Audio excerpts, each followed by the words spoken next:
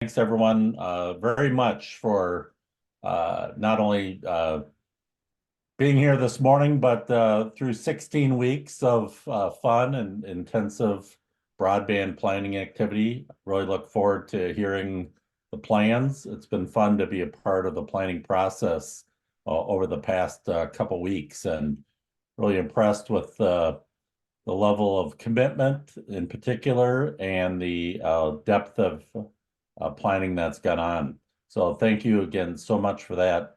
Adrienne, do you want to say something now, or do you want to wait till we're done? Well, I'll say, how about both, Bill? I'll just say I'm so happy to be here and hear everybody. And Bill's absolutely right. He and Reed and others on the Benton team have told me how hard you all have worked. So I'm looking forward to it. And maybe, yes, Bill, I'll have some time to comment at the end about what I've heard. Thank you. Good, thank you. Well, let's get going. I know Clinton County's raring to go, and Cheryl's ready with her slideshow. So thank you and welcome, Cheryl. Thank you, Bill. Let's see. Can you guys see it? Looks great. Okay. All right. So Clinton County hung in there for the 16 weeks. We've had some members transition in, some members transition out, but our core team has pretty well been consistent the entire time. We have completed 2 interviews. We have another coming up next week. With our survey results, we've been able to hone in on our particulars on what we want to do. So let me share what we have so far. And keep in mind this, as Bill told me last week in the planning meeting, this is not done. This is still very fluid as far as adding and taking away things. So this is what we have as of today. All right, why won't you advance? There you are. Of course, this was one of the template slides that we had, and we thank all of these contributors for allowing us to have these have this program. Here are our main team members. We have had others that have come in and out. We have strong support within the Clinton County Board and the elected officials within the Clinton County Courthouse, like the assessor and the county clerk. They have both participated pretty well throughout. 3 of our people that we picked up along the way are all retired, either technicians or executives from various communication companies. So they have been very helpful in our interview process. Farm Bureau has been with us the entire time and continues to be with us. So, and then plus we've got a dairy farm. We have people in the banking industry, and then just general citizens that have participated.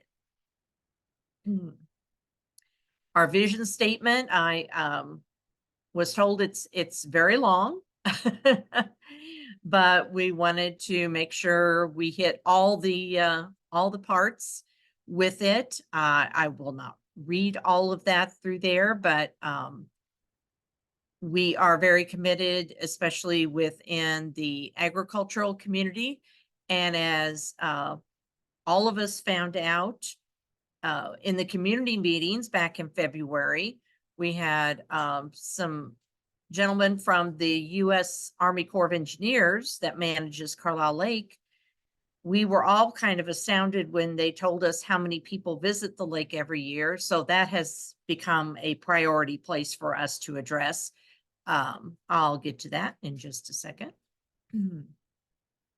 Here, of course, is our timeline. We were all on that same timeline. And as we finish today and move into the rest of April and May, we hope to get our interview processes done and providers selected so that we can move into that next phase. So when we received our survey results, first off, I was very pleased with, I believe we had a total of 805 responses, which was very good. We were able to we already generally knew what we needed to do, but the survey results gave us 4 key areas that we knew we needed to work in. Overall, just better service and make it affordable. We got to address those unserved and underserved areas, target our agricultural needs, and come up with a workable timeline. It's one thing to tell someone who's been waiting to get internet, we're going to get to it, we're working on it. But then when you sit down with providers and they say, well, you know, this is a long-term thing and it may take us up to 5 years to do this, we got to come up with something that will get these people their service sooner rather than later. Now, these were also pulled from the survey results, and Clinton County has several townships scattered all around. Some are more populated than others, obviously, but we have here a breakdown of our responses based on the zip codes and based on township. The 62231 is Carlisle, and obviously it had several responses, as did Breeze. So the number kind of dwindles. Like Clement is a very rural township, as is Looking Glass and Irishtown. So, but we were able to get responses from all of the different townships. Our comments, it was kind of hard to pick and choose. So I kind of focused on ones that hit different areas. Like on our first one here, this individual attends Kaskaskia College, and from where they live, they do not always have access, and which means testing from home is difficult or challenging to do. The third one, I feel like we are stuck with our internet provider. The price keeps going up and the service, you know, is not there. But the last one, it pretty much sums up what I saw on a lot of our results. I've given up, resorted to Verizon hotspots. They, you know, majority of people these days have that option of working from home. And if their internet is not reliable, then how are they going to do that? So we have got to address all these needs. So on this graph that came out with our survey results, the blues were a little bit difficult to distinguish against. I tried to change the colors and it would not let me. So it says, why do you not have internet? And the reasons are there. The price is like a 20% provider. Let's see, I've got my chat line there. So these are from those very few responses that just don't have service, or they don't want the service. So we know that with precision agriculture technologies, we need to make sure our farmers have good access. I realized and did some more research after I found out that John Deere is going to be offering a Starlink connection within their new machines in 2025, which is fantastic, but farmers can't afford to buy a new tractor every year or a new combine every year.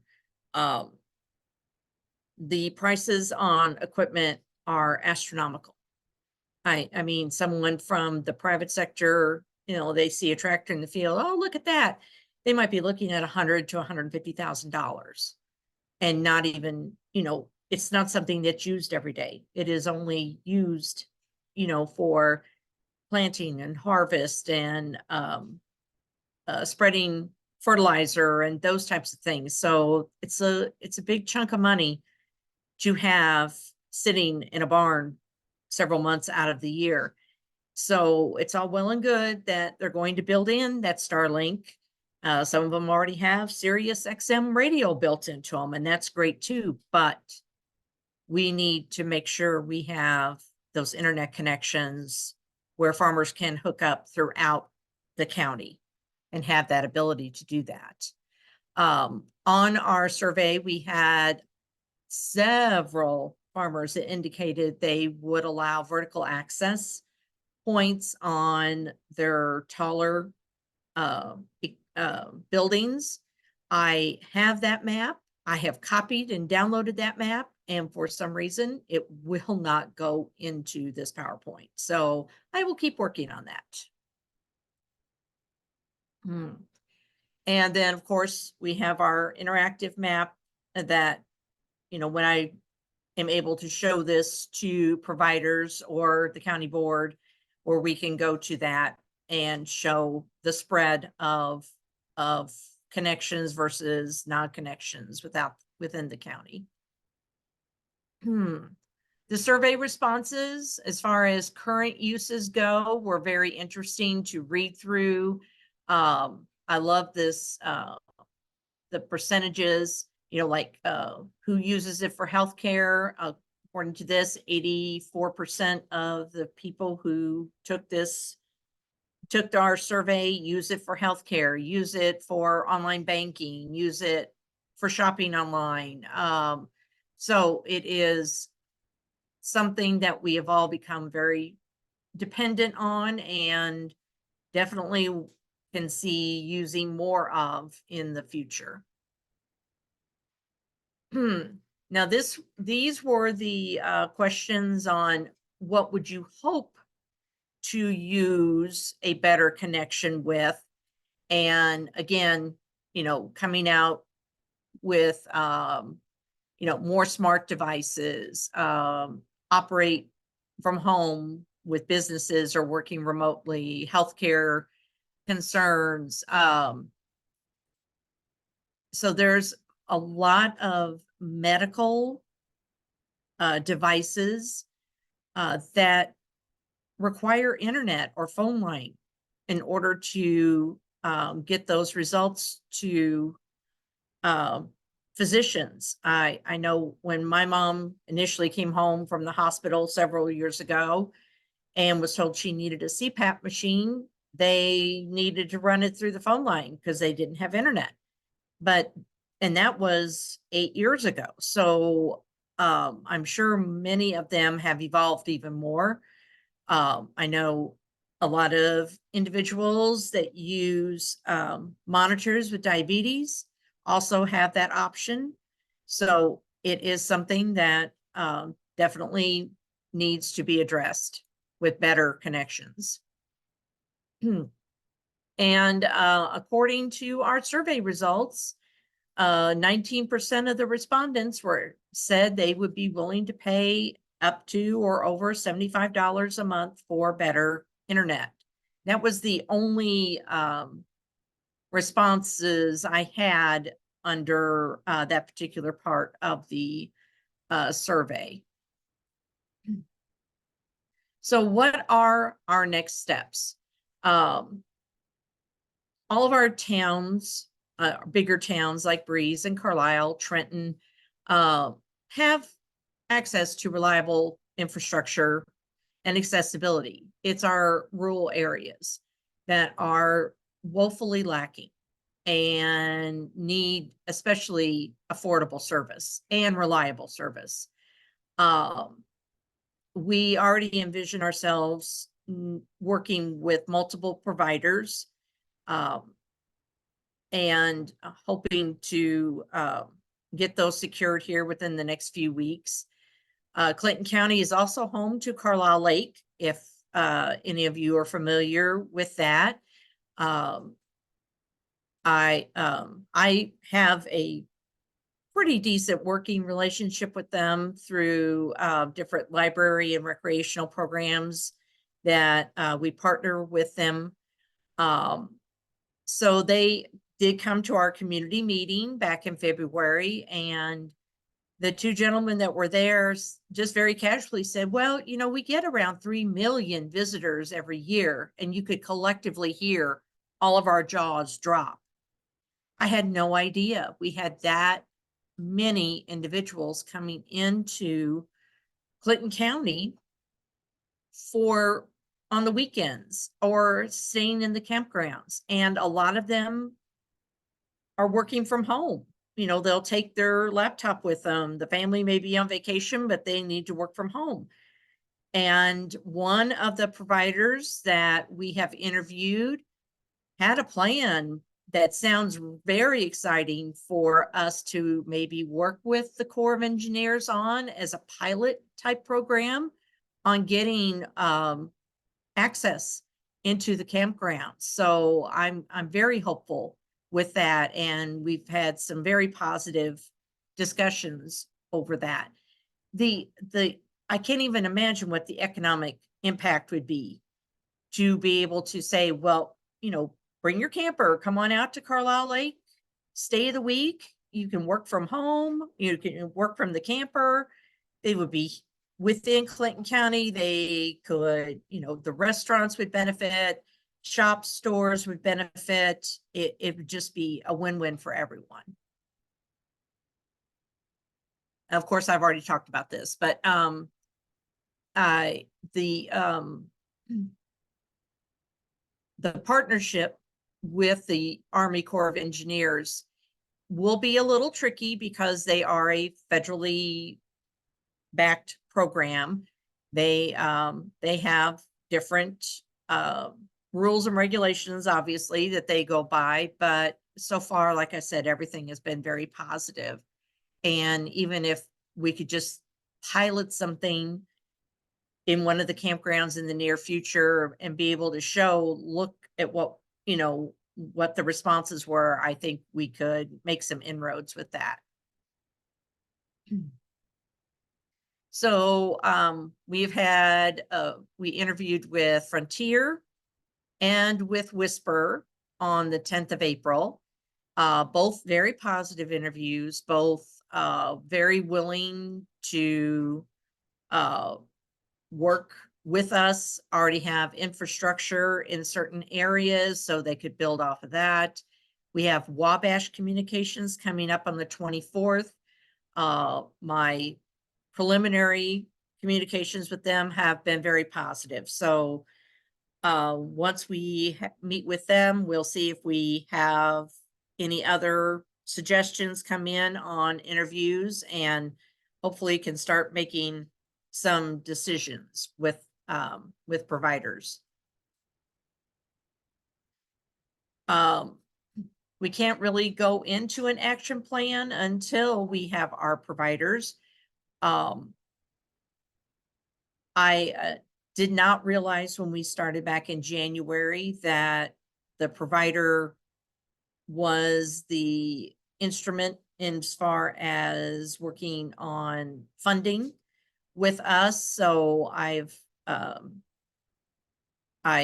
like the three that we have because they all have committees and teams that work on securing the funding. We had just a Zoom interview with one provider that I did not list that said they don't do any of the paperwork or any of it's up to the township or the city to do that, and then they'll sign off on it. So we'll see how the rest of our interviews go. So in conclusion here, what are our prime concerns? address those unserved and underserved areas with both short-term and long-term plans, finish up our interviews with providers, what kind of options that can they allow us, then develop those partnerships with the selected providers. We need very clear and open communication on how we're going to get our services secured. And then we're going to maintain our Facebook page that we created, give the public updates, have occasional updates within our news media for the area, keep the county board updated, all of the townships and city halls around in the county, keep them updated, secure that support from them. My main job, once I think we get our provider selected, is get those letters of support secured from our community anchor institutions. I could have gotten several back in February while we were surveying, but I want them to be more current than February. I would much soon have them have like a May date on them as opposed to a February date on them. Be proactive, be willing to help in any way we can to secure our funding sources and get service out there for those who need it. And then, of course, this page, as I get our community anchors on board, I will add our logos to that, the Clinton County Board, Farm Bureau. I just happen to have this one as a sample there. Mash offs, whoever gives us a nod of support, we want to make sure we get them featured in this format. So that's it. Be kind to me. I was the first to go through this. So Cheryl, thank you so much. And, right off the top, your vision statement is long, I saw, but you know what? I love that piece that it's about the evolving needs of your community members, that we're not fixed in time here, that, 100 megabit service or whatever standard 25 megabit service will be good enough for the future, that as this technology continues to roll out in healthcare, in farming, just our social needs, we know that bandwidth is reliable internet is going to be a continuing foundation of community prosperity. So I really like that. Congratulations on moving forward on your interviews. I think that's really important. And glad you have some prospects there. One of the things that I will emphasize over and over again is that it's really, even though the programs are still in the future here with the BEAD funds, we're getting prepared for that is really going to be essential. So if you have that lined up with your providers ready to go when the announcements are made, you're going to be far ahead. So feel the pressure to try and get decisions made, partners selected, and so on. okay. Yeah, good. Thank you. Yeah. Anybody else have any questions? No? Yeah, come on out to Carlisle Lake and be one of the 3 million that are going to visit. I was going to say, Cheryl, that is such a great driver and motivation for the county in terms of getting that economic development kick that you need. And I think it's great that you identified that and you have the people there that can really help promote that as a real asset for the county. So, and it was not even something that we had even, we had talked about the agriculture, talked about, people working from home, but had not really talked about what options we had at the lake. And when those 2 rangers showed up at our community, and because I invited anybody I could get to listen to me to our community meeting, and they told us that just kind of casually, there was like an audible, like, what? That went around the room. There are 3 million people that come in here. We got to do something about that. Yeah, Yeah, that's great. yes, great. Thank Mhm. you. And we're gonna keep moving on here. And Macon's asked for right now. I plan to go in alphabetical order. We're gonna move them up the list. They have some scheduling issues, but let's go to Risa in Crawford County next. Hello, I'm going to jump in here and speak for Risa and start our team off. Great. My name is Angel Kerner, right? And I believe Kat is going to share her screen as we talk through the presentation. So I'll give her just a minute to get that up and going. We have several of our team members here today, and so we're all going to kind of tag team this presentation.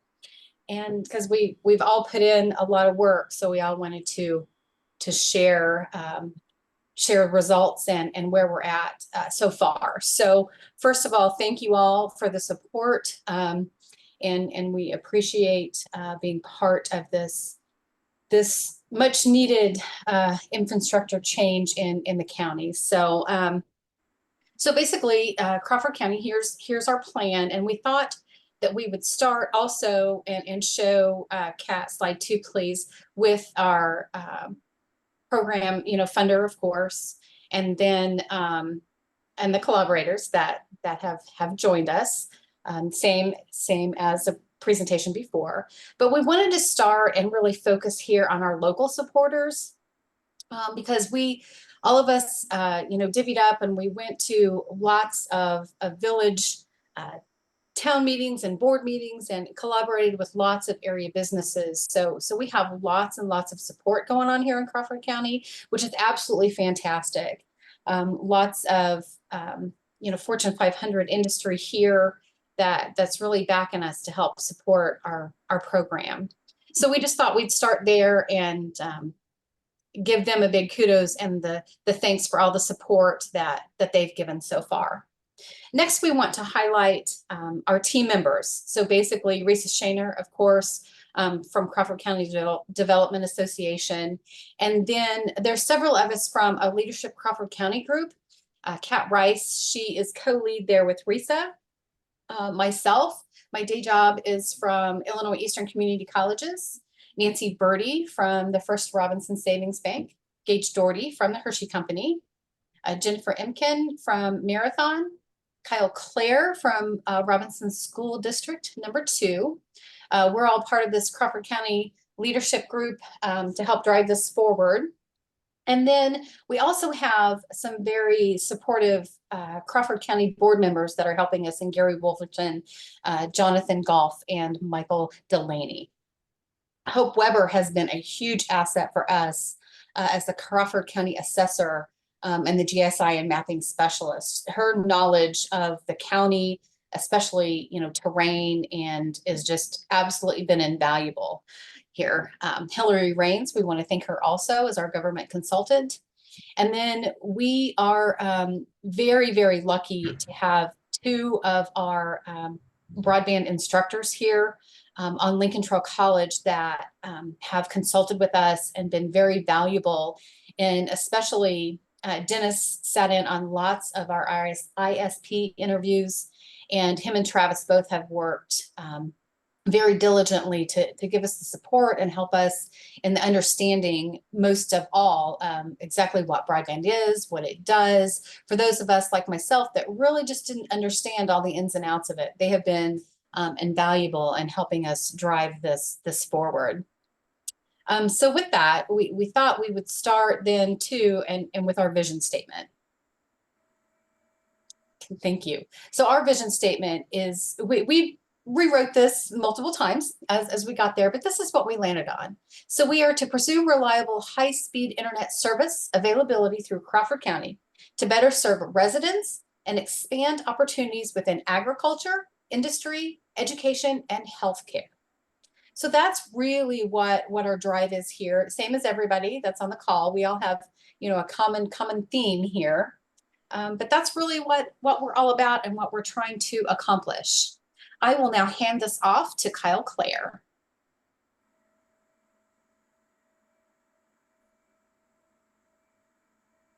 Good morning, everybody. My name as Kyle Clare, as Angel said, I'm part of the leadership Crawford County group representing Robinson Schools. I'm gonna talk a little bit about some key points from our survey, and then our priorities as a group as we go forward. So as you can see here, we have a high need in our county as far as getting quality internet service to our residents. 75% of the residents that were surveyed would be considered unserved or underserved. Again, extreme need, and we'll talk more about that later.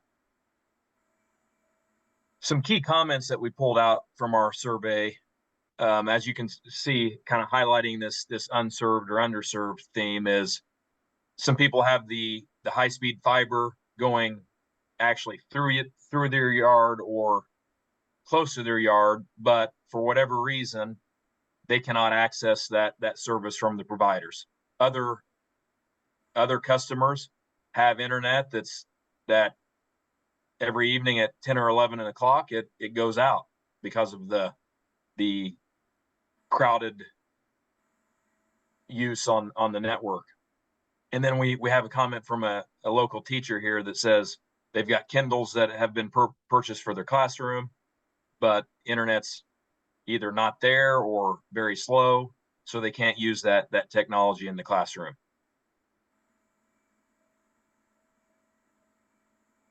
Okay, here are our key strategies. We would like to undergo a feasibility study to determine, number one, the cost of bringing broadband to the area. With that comes the funding question. How do we get the money? Do we have access to grants? Do we have local businesses that are willing to pitch in? And then how do we educate the public? What do people need to know about broadband that they don't know already? Do people know the options from the providers? And we can kind of be the conduit there to educate the public. We have interviewed several providers, I think 6 or 7 already. So once we finalize the provider that we're going to choose, those top 4 bullets there will, or the top 3, excuse me, will be able to be decided on. We've also tossed around the idea of simply installing a broadband backbone around the communities, which we could then run broadband fiber lines off of that backbone to get the more rural areas. And point to point or point to multi-point access to reach those rural customers has also been discussed. So those are what we would call our priority strategies that we are going to further explore as time goes on. And I'm going to hand it off to our next group member.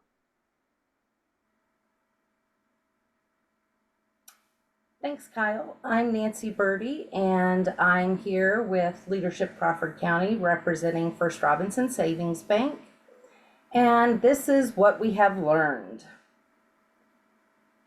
So we have learned that broadband internet, we need it. As you can see by this map of our county, the red dots being areas lacking in internet service, the yellow being underserved, and the green being our served areas. You can see most of the county is covered in red dots, meaning we have no service or underserved. Mainly the green dots are our cities, and the large section of green dots to the southeast would be our Flat Rock area, which is covered by the Flat Rock Telephone Company, who has received funding in the past for this expansion, and they are currently expanding southeast towards our neighboring Lawrence County at this time. Next slide, Kat. So our key survey findings. Our respondents are saying they are in close proximity to installed fiber, but have no access to it themselves. We have had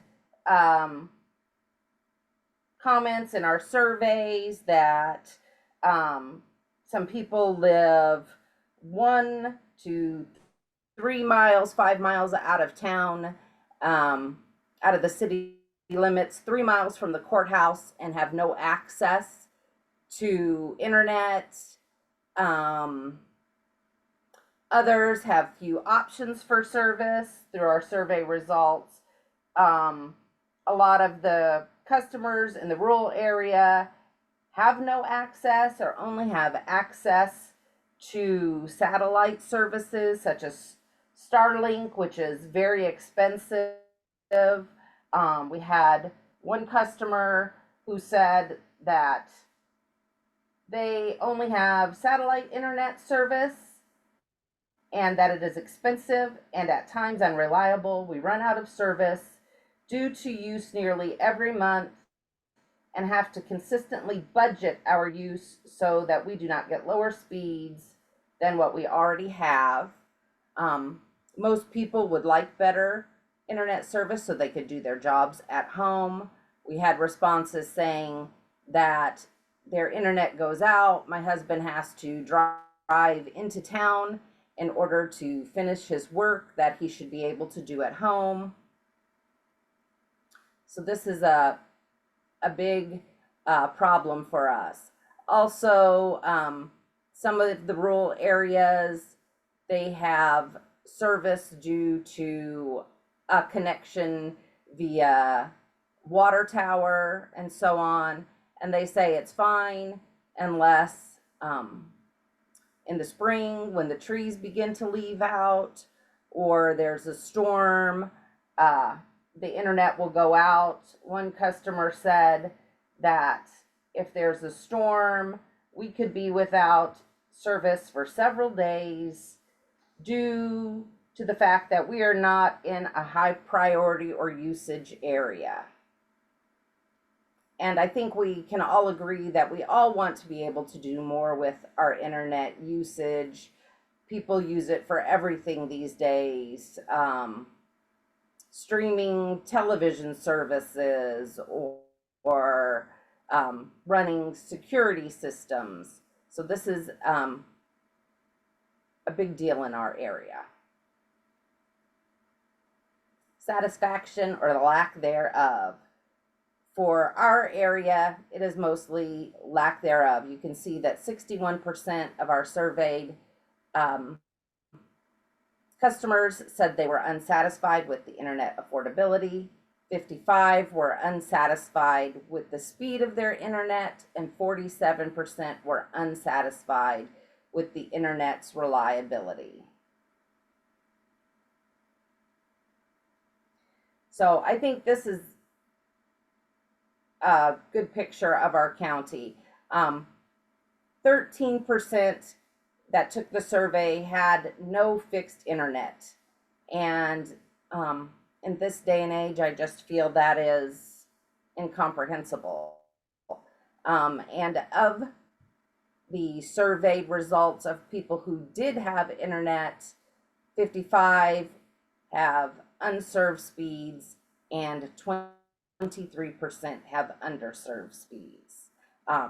Crawford County is unique as we are a very small county. However, we have 3 Fortune 500 companies here, one of which, our Hershey plant, is doing a major expansion.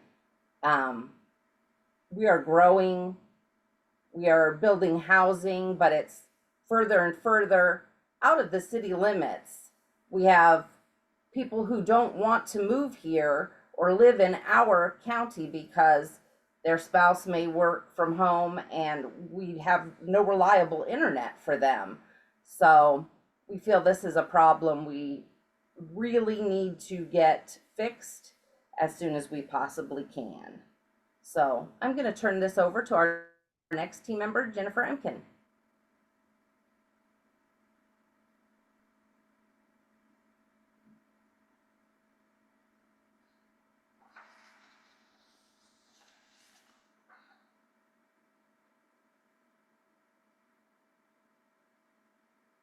Jennifer? Maybe Jennifer couldn't make it today. So this slide shows what you can see in the green what the current internet usage is right now.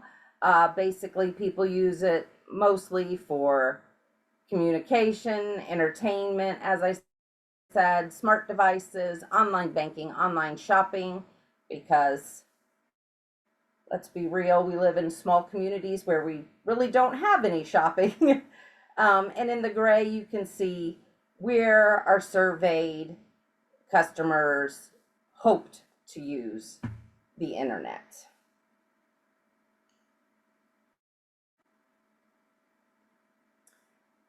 This slide is basically the same for the agriculture. The lighter blue shows the current use. The dark blue shows the future use. We live in a community that is broadly a farm community. You can see that they're really hopeful for drone-enabled data, drone-enabled spraying, which they don't have, to assist even more with their on-farm security, field sensors. So it's agricultural use is a prime opportunity for us to expand this internet.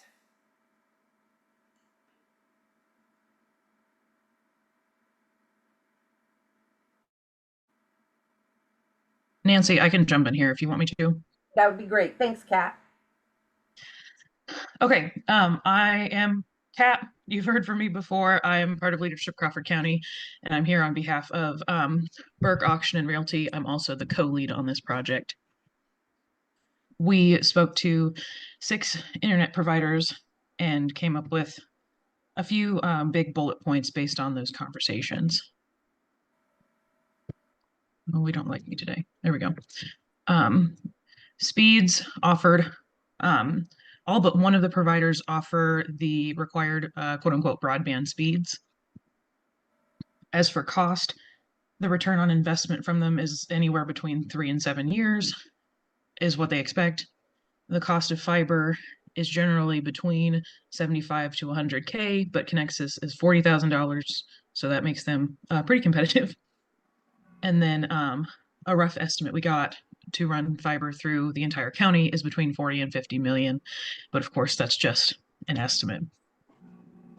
As for timeline, project decisions are typically completed within 2 to 3 months and then implemented in about a year. Problem areas are geographical features such as waterways and railroads that provide unique challenges for fiber. And then point to point is more cost effective in those cases. And then some fun bonuses. Pretty much every company we talked to emphasized that their restoration process is landowner focused and based on leaving the area better than they found it when they're installing fiber. And then several of our companies did put an emphasis on being involved in the community. Okay, I get the distinct honor of talking about project roadblocks. So we put lapse in federal funding up here. I'm going to talk about that a little bit more in the next slide, but the big ones are obviously money and then time. We've got these companies doing these big expansions and we don't have the housing, we don't have the internet access to attract people to the area. And so that kind of feeds into this problem. As for lapse in federal funding, we learned that several years ago, there was a company that participated in an auction, in a reverse auction that the FCC did, and basically won the rights to lay fiber across most of Crawford County, and they have not delivered. And because of this, those areas in yellow on this map are not eligible for the funding that we were hoping to get. So that's not fun. Originally, our path forward was going to be pursuing that federal funding that we've all been preparing for. Now we're going to be looking into doing what we can to still make that happen, but also branching out into finding that local support. Gage, are you up for taking over? I'm here. Perfect. So, on that path forward, we're thinking about Plan 1, Option 1. We still want to obviously pursue the federal funding. So we've got to get some contacting of elected officials going on. Let them know that this is our situation. This is what we want to come of it. Let them know that, hey, we would like you guys to try to be working towards getting those incomplete funds that they've proposed off of the map, so that way we'll be eligible for federal funding again. And also supporting Cumberland in the regional efforts, because Cumberland is also in a situation like we are. But then moving forward with a much broader or larger plan once we actually do get the federal funding and it becomes available. And then option number 2 will be our local support. So really trying to spearhead it on our end without the federal funding. So we'll explore a feasibility study, and then we'll also pursue local funding. And we're going to partner with the local ISPs to kind of target what they can do and what they can do for us best. Kind of, for instance, maybe targeting one particular ISP for laying all of the ground fiber, and then targeting another ISP to maybe do some of the fixed point-to-point where laying fiber isn't not cost-effective in those areas. And then also developing a public education program just to get a couple people a little more in line and understanding the effects of these point-to-point wireless systems, because there seems to be a little bit of misunderstanding on some 5G issues. And the next slide, please. So the plan will install, this is kind of what we've got lined out right now. We'll install a fiber backbone through key areas of Crawford County, some of our larger city areas that can handle taking on a bunch of fiber, and has a lot of customer base in that area. Excuse me. And then we'll determine and install eligible wireless access points for the remote areas, so our point-to-point wireless. So our green is our wooded area, or forest area for our county, and then yellow is the cropland. So there's plenty of open area in the county to utilize point-to-point. I know it won't work for everybody, but in a situation where we are trying to fund these things ourselves, we've got to make some kind of exceptions to getting this done. So that's kind of our plan for moving forward on our own. And then the community leaders' roles would be our agricultural community, allowing us, working with them on the easement end, and maybe utilizing some of their vertical access points, like their grain bins and towers they might have on their land, to put up those point-to-point wireless services. And we'll also ask that of public services, maybe utilizing some of their vertical assets. And then for our local municipalities and our Crawford County Board, we would just need the continued support of getting with our elected officials, sending out a letter, and really pushing them to remove the roadblock that has come up with the MAG techs, and them doing or overstating what they could provide. How about that? So just trying to get that roadblock removed. And we're committed to moving forward with extending broadband access throughout rural Crawford County once funding and a cost-effective plan are finalized. Thank you so much for your time. Great. Thanks to everyone on your team presentation. I think that's always fun to have a group of folks participate in that, and keeps it interesting. I think you had very good use of your survey data and maps to back up kind of what you're talking about.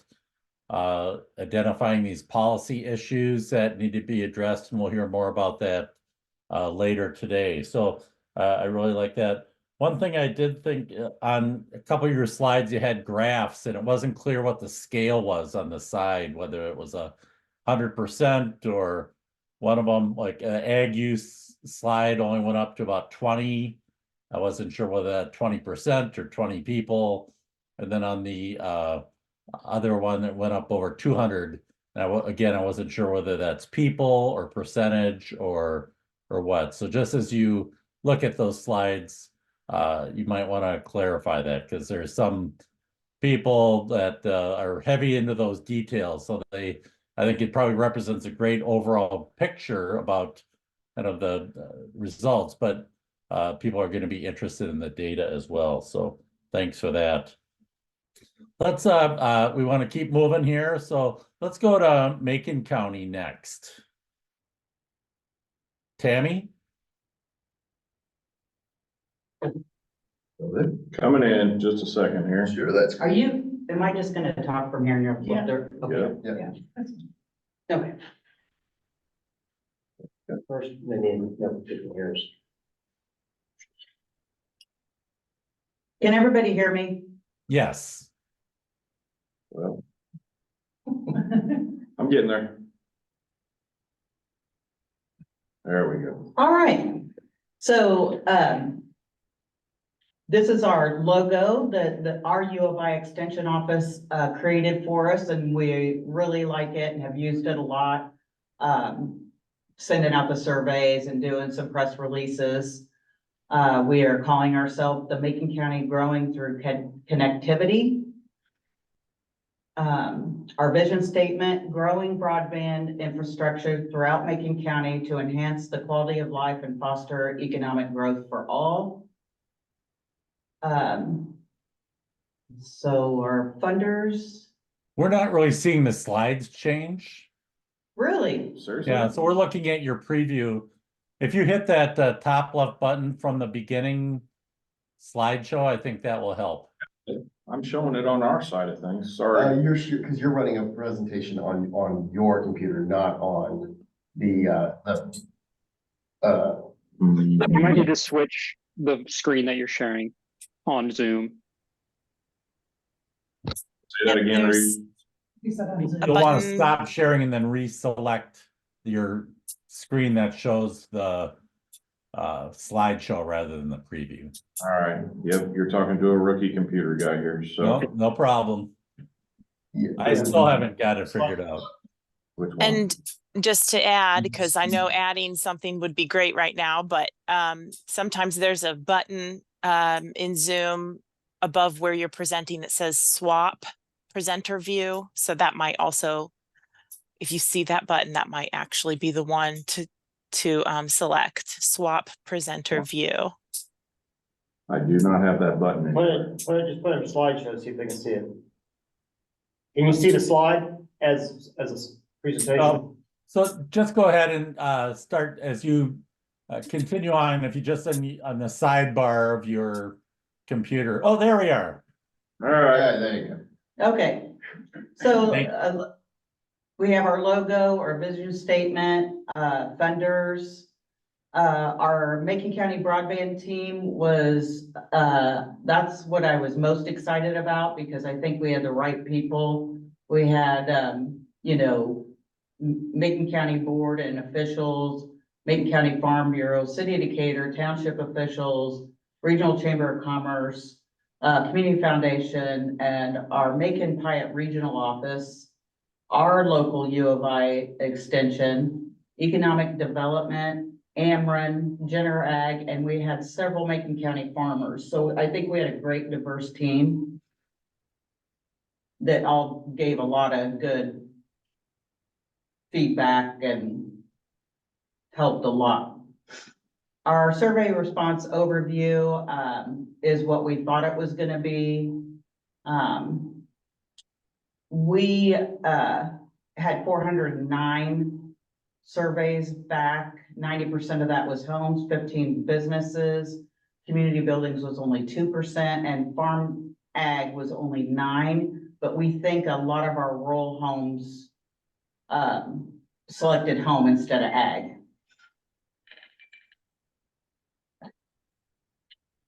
Of the 92% reported that they had no internet access or internet access with speeds that represent unserved and underserved. And that's what I liked about doing the survey process, is getting that feedback from the community, and letting them know that, you know, we know it's bad and we're working on it. Access, we had fixed internet at 86%, cellular only at 12%, no fixed or cellular connection at 2%. Reasons for no fixed internet, 72%, they don't even have it offered at their location. We did have several paper surveys come in because that's the only way they could do that, which I think is incredibly sad. 14% no service offered at their location, or their provider internet speeds are just too low, and 14% the price is too high. So key findings, this is a map we're working on, that our GIS specialist made for us, and I can't even read the legend. So we just stuck it in there because I like it, but we're gonna have to work on our legend and make it bigger. So I like this picture. This was from our press conference when Bill and Reed were here. What we learned, there's a great need for broadband in our community. We recognize that this will be a long process, but it is a once in a lifetime opportunity to build our fiber infrastructure for Macon County. Survey comments were really interesting to read through, and the one that stuck out the most to us is the gentleman, I believe it was, that lost his job because he had unreliable internet.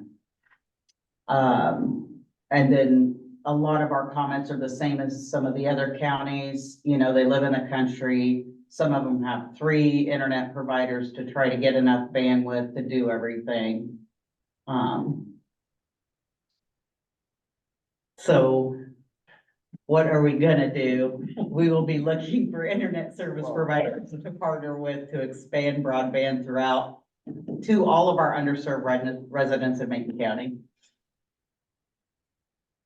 Our priority overview is what we came up with.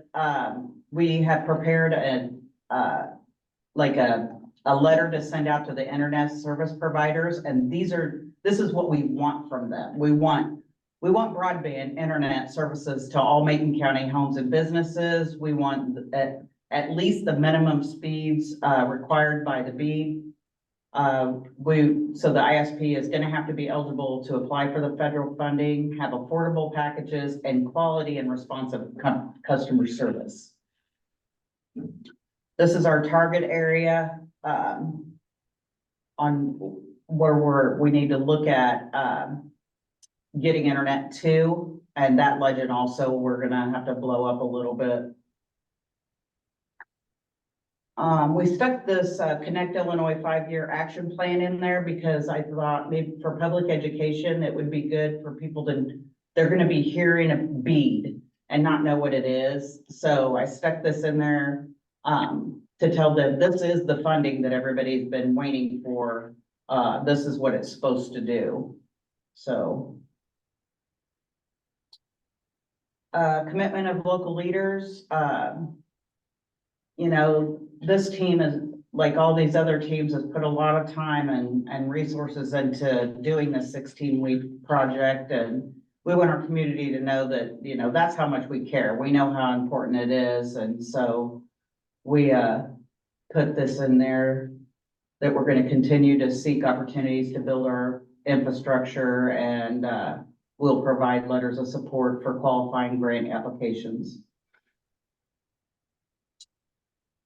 How can the community help is something I think we're going to add to, because I just wrote down a bunch of ideas from everybody else's slide presentation, and so I'm going to steal some of their good stuff. So we did the survey and we're saying thank you. We're gonna put some more information about easements on there, I think.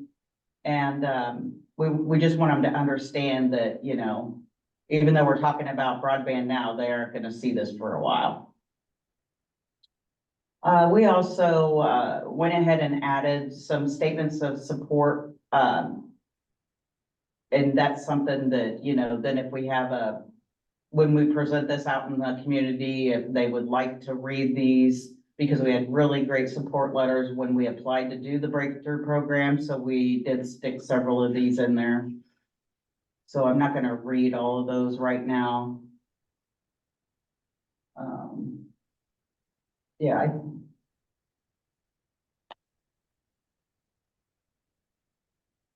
but we had letters from everybody in our team, and we wanted to incorporate their logos like a lot of the other presenters did today, because I like logos too.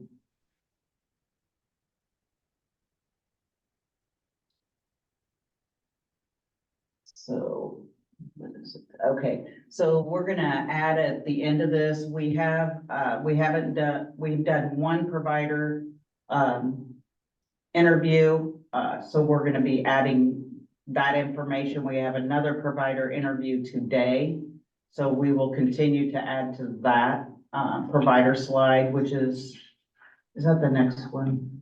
Yeah. So that's where our slideshow ends right now, because we're gonna wait until we do a couple more interviews and then add that information. Okay, thank you so much for that. I really liked your slides. I think there's a lot of clarity about the survey results. I love your idea of your letters of support from all your stakeholders. I think that's really key. I think in a slide presentation, you could put all those kind of logos on one, one sheet and show that. That'd be a great visual impact of that all these folks are on board and have committed to participate and help move this forward. Yeah, I'd encourage you. I like that on the other slide presentation. I wish we had Hershey as our sponsor too. Yeah. But I really liked your survey response summary. I think that was very powerful. I guess as you, and you probably have this in your mind, but maybe it's not in your slides, is, what are you going to do in this next 90-day period to push broadband forward? And although construction is going to take place over the next multiple years, I think getting prepared for this, for the next 90 days to 180-day period is really going to be important. So I think the more clarity you can have on that, the specific tasks and timelines, the better the more effective your team will be. But thanks. I appreciate all the work, and I think you have a great team there. And I know that when we met there at the Ag Center, that was a good day and a good meeting. So thank you. Hey, Billy, can I ask one question? Yep. Is the gentleman who provided the statement as the retired Illinois Electric Cooperative, are they one of your providers in the Macon area? No. Well, we have 3 co-ops in Macon County. We have Menard Electric, Hornbelt, and Shelby Electric. And Shelby Electric is the only co-op that's offering a fiber service of its own. And the remaining county is fulfilled by Ameren, Illinois. That's fantastic, because, you always have to look at who's been successful already getting funds from the state as somebody who knows how to do that. So that's why I was wondering, because Illinois Electric is one and Shelby is another. So that's great. Thank you for sharing that. Good. Next up is Cumberland. Yep. Let's see.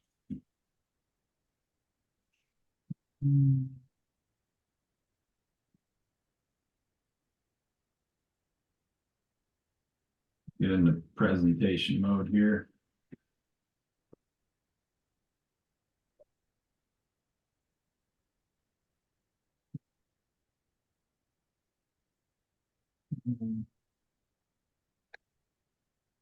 All right. And just clarify, this is a little bit of a work in progress. We're continuing. I was hoping to get it on a prettier template, but did not, kind of ran out of time for that, but we did get the materials put together here, Cumberland County Broadband Plan. We've got the picture of Cumberland County here. You can kind of see, like similar the other counties, we are very rural. We have Greenup, Toledo, Neoga, and Jewett. For the most part, the towns are pretty well served. And then the southwest corner of our county is served as well by Wabash. But for the most part, these rural areas are unserved or underserved. Whoops, went too fast. And then, of course, we've got the program funder slide in here. And appreciate everybody's support there. The team members were a little bit of a smaller team. We've got Sarah Ruhal. She's kind of been the head of this, and appreciate all of her time and effort into that. She's resident here at Cumberland County, also a small business owner. Todd Layton, he's one of our county board members that has participated. Vicky, I always mess up her last name, Chaffelock's resident, and she's our Crooked Creek, one of the township supervisors. So appreciate her input through this process. Bob Becker, he's also a resident and small business owner. We got Becky McCarter, she's a resident. She runs our Cumberland County Life Center group, so appreciate her. And then Danelle Darling, she's one of our public health nurses and also a resident. And then myself, Jay Watkins, I'm a resident and then a small business owner as well. Our mission statement for Cumberland County, is for the group is provide solutions so that Cumberland County, including its rural areas, has access to strong, reliable, and affordable broadband. So try to keep it as clean and short and simple as possible. This took quite a while to put together when you get several ideas and thoughts. But at the end of the day, our goal is to get everybody reliable internet service. We would love to see that as a fixed fiber connection, but the reality, we'll kind of see how that goes, but that is our mission. The current status, this is some information that I picked out. It is a little bit fuzzy, so any feedback appreciated, but the current status, this was some of the information that we got early on before we started this process. And I think it's a really good representation of what our survey results showed, as well as when we look at things like the BDC map and some of those things as well. But we can see the orange is unserved, less than 25 and 3. The blue is underserved, between 25 and 100 to over 20. And then the gray area is that over 100 over 20. This is kind of a little bit different view of that. So we've got, 1,900 of these locations are served. Most of those are going to fall within either Toledo, Greenup, Neoga, one of those towns. And then we've got our unserved, less than 25 over 3, and underserved 25 and 3 over, but below that 120 mark. So good information there. This is the, kind of those individual houses, the red or the lacking 25, just another view of that. The yellow, I did have that colored yellow, but it was really hard to see. Those are those that are less than 100 and over 20, and then the green are those served locations. You can kind of see that southwest corner, and then our communities, Greenup, Toledo, and Neoga there as well. This is kind of, what would having provider or providers for 100% of Cumberland County, what would be some of the benefits of that? We could see economic growth. We've got our education that would help and support the healthcare, telemedicine, where all that is going. We have a lot of individuals that just do not have access to that. The government services, as you all know, many of those are available online now. That would benefit that, whether it's just registering your vehicle or some of those things. Quality of life is the big one. There's so many opportunities there for whether it be entertainment or whatever that may be, but it just helps that out. Digital inclusion, like some of the other counties that are on here, we have a lot of low income households, and just ensuring that everybody has access to this. But overall, affordable, reliable broadband services essential for the economic development, education, healthcare, government services, improving quality of life of the community. Survey results. Here's kind of the map with those pinned on there. You can see we were very happy, pleased with the results of those surveys as far as the number of them. We had them in some of these locations that are served, and a lot of the folks out in the rural, but I think it's a good picture of, we had our county pretty well covered with surveys for the most part. Key survey findings: 8% of the residents did respond to the survey. 88% of the respondents need to connect 5 or more devices. Kind of looking back on that, I wish that was one question that we would have tweaked, maybe bump that number up to 10. I think that number is probably higher than 5.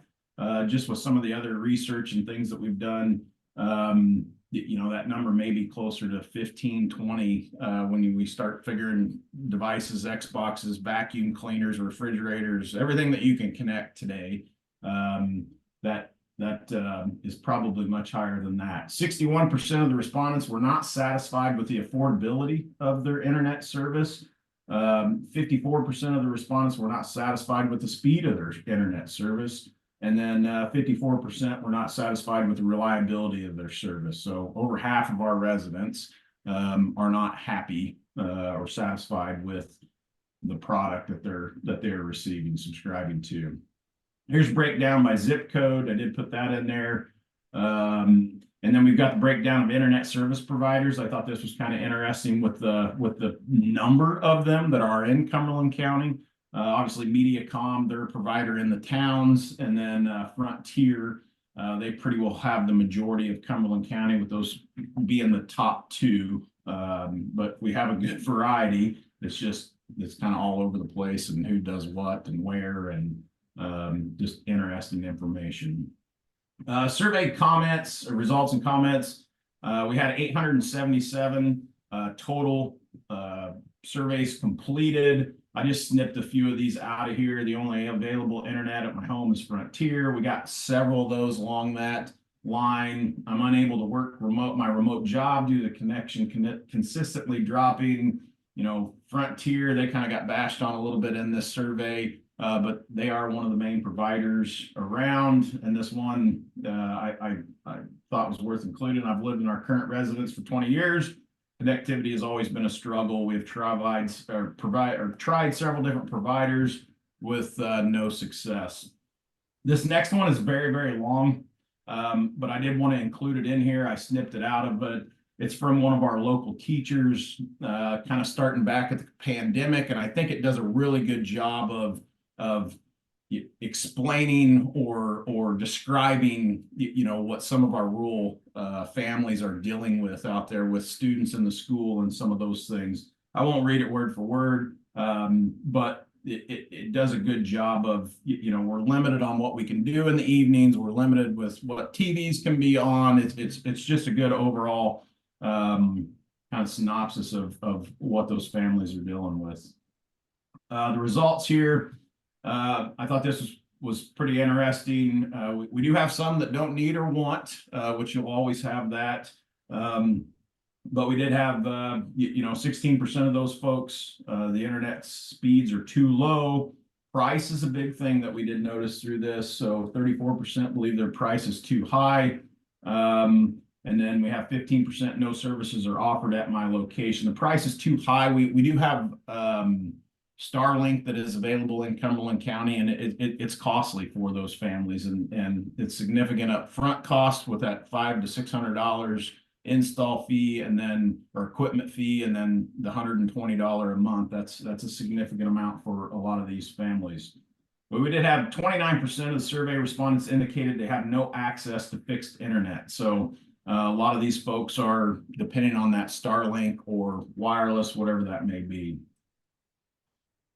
So this is kind of shifting gears here. Some of the issues that we are going to run into for Cumberland County, or we are running into for Cumberland County, similar to some of the other counties. That RDOF, the Rural Digital Opportunity Fund, that took place, the reverse auction in October of 2020.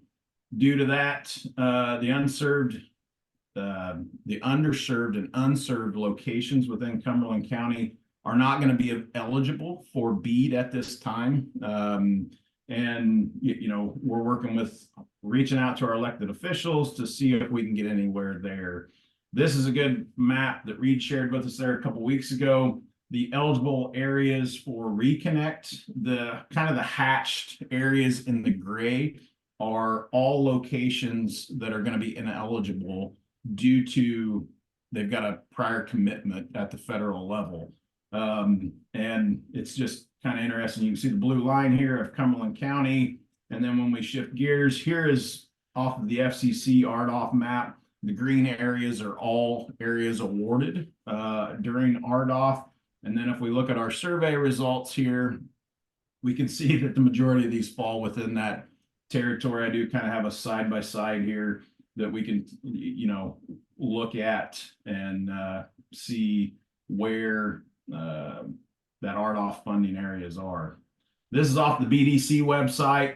Basically, just another look at that unserved. The gray is the unserved or underserved. Dark blue is served. It matches a lot of the maps that we've looked at and seen. So, but the RDOF is going to be a problem for us.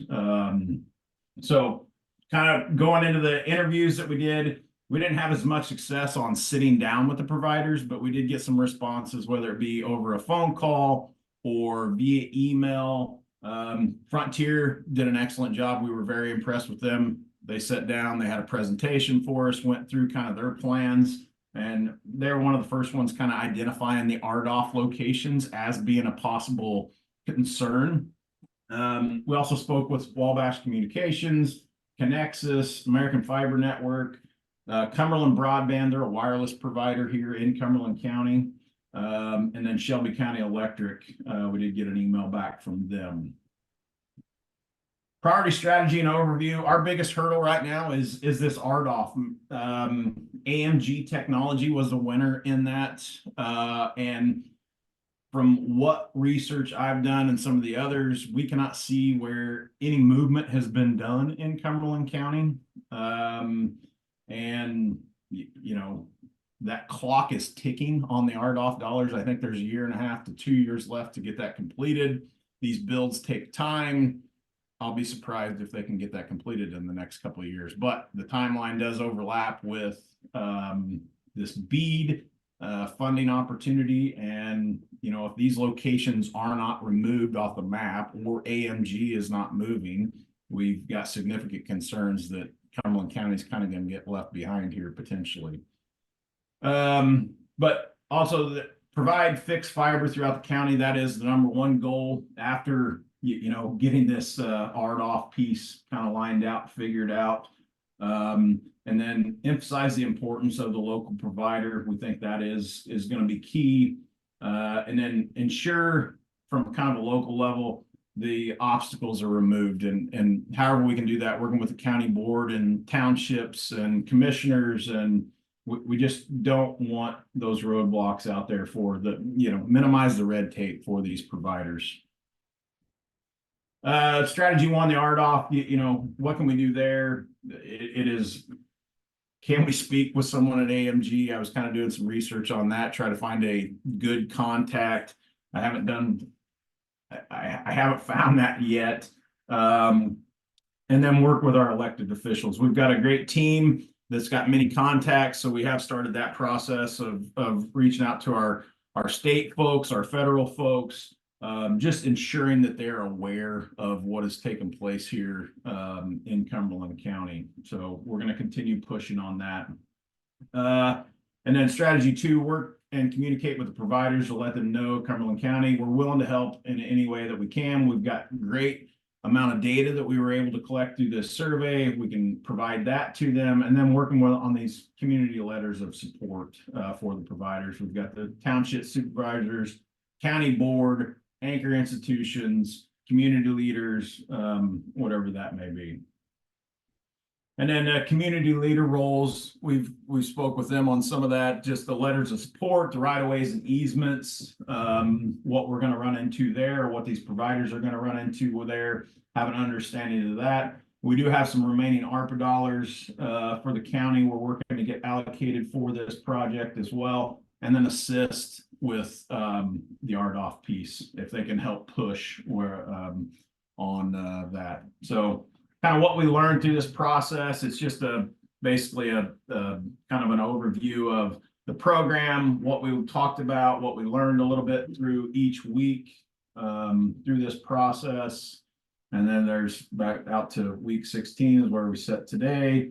And then conclusion, this is ongoing here, but continue to communicate with providers, reach out to the local or elected officials, local, state, and federal, RDOF, continue to push where we can, continued community engagement and education. And then once we get to that point where we can select a provider or providers, continue to work with them just to ensure that all residents are served. So that concludes our presentation. Good, good. Thanks so much. That was you had a lot of great slides there and great use of the maps. So I really appreciated that. You know, I really like that slide where you talked about the benefits of broadband. But what I'd encourage you to do is to personalize that to your county. And so instead of just talking generically about education, you know, put your school district at the front of that sentence and say, you know, schools, you know, our school, you know, relies on technology to reach students for them to do their homework on snow days, maintaining communication with parents. We can't reach half of our parents or our students because of bad internet. Kind of make those messages more compelling, I think, for your individual community. But I think that, you know, this RDOF issue has really reared up in the last you know, several weeks, and it's a little scary, we know, and but it's politics and it's policy, and that can be bent with enough community outreach. You know, it's tough, but I think we're going to see this national movement on this, and it'd be great to see those policies changed. I came up with a great plan yesterday, but I haven't heard any feedback on it yet from Adrienne. So Adrienne, what would you like to say? Well, and I just wanted to point out, because I hear the frustration from Crawford and Cumberland, and you're not alone. There is a national coalition that is working to try to get those defaulted areas off the map, meaning those areas that where the provider is declared a default, meaning they aren't building.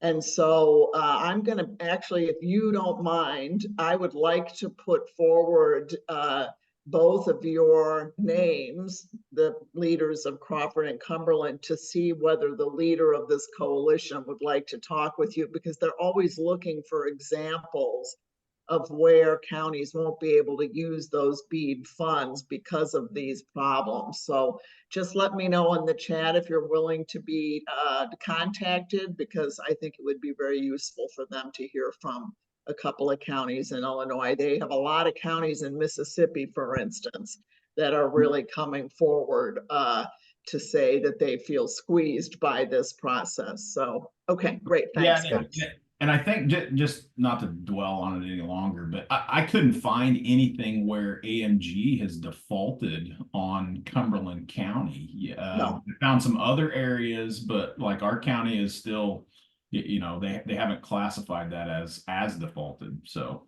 Yep. Yeah, I do. And I know we could jump into this for the next 30 minutes, so I'm not going to allow that. And right. We're going to go right now to Logan County and hear their presentation.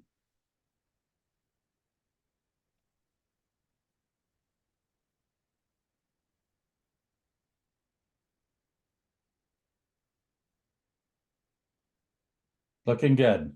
Okay, very good. All right. Well, thank you very much for this opportunity. And thanks to the Illinois Soybean Association for really highlighting the importance of this issue for our region and really the entire state. Focus on rurality.